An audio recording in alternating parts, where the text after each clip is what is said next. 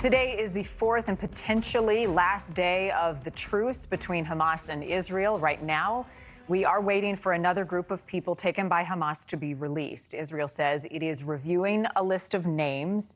On Sunday, both parties talked about extending the ceasefire, but so far no deal has been announced. Per the original agreement, each day that Hamas releases an additional 10 hostages, there will be an additional day of pause in the fighting. President Biden says he supports that extension of the deal. And we will not stop working until every hostage is returned to their loved ones. That's my goal. That's our goal, to keep this pause going beyond tomorrow so that we can continue to see more hostages come out and surge more humanitarian relief into those in need in Gaza. I'd like to see the pause go on as long as prisoners kept coming out. A spokesman for the Israeli Prime Minister Benjamin Netanyahu echoed the desire to free the hostages, but also says that the fighting will continue. The Prime Minister told President Biden what he told soldiers during an earlier visit to the Gaza Strip. When Hamas stops releasing hostages under the existing framework, Israel will return to realizing our three goals with full force: eliminating Hamas, ensuring that Gaza never again pose a threat to the people of Israel, and, of course, releasing all of our hostages. And as we wait for the latest group of hostages to come out of Gaza, these are some images showing the reunions between those freed and their loved ones. The Israeli Prime Minister's office says 184 hostages remain in Gaza. Boy, those hugs are priceless. Aid agencies are racing against the clock to get critical supplies to Gazans in need. Hamas confirmed Saturday 340 trucks filled with aid had made it into the Gaza Strip through the Rafah crossing since the ceasefire began. The ceasefire has also provided Gazans with the ability to go home and survey the damage. This is drone video showing the devastation in Gaza City from above. And everything by the numbers now. Today is day 4 of the ceasefire. As we've mentioned, during the first 3 days, Hamas released 58 hostages, primarily women and children. In that same time period, Israel has released 117 Palestinian prisoners.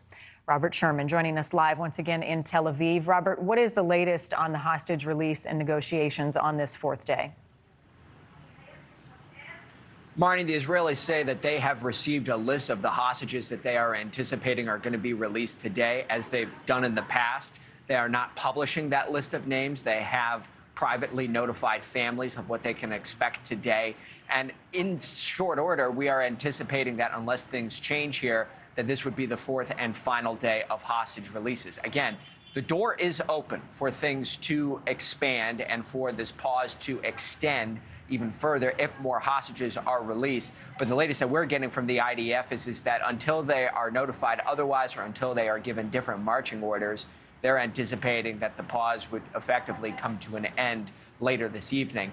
In recent days, we have seen all of these hostage exchanges go off as planned. There have been a few hiccups here and there. There have been a few pauses in all of this and a few negotiations that needed to go on further.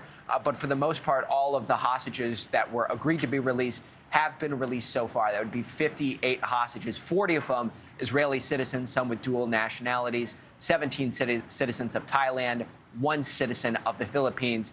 There is still this hunger on the ground here, Marty, for more hostages to be released, and an insistence that the job is not done until all are home.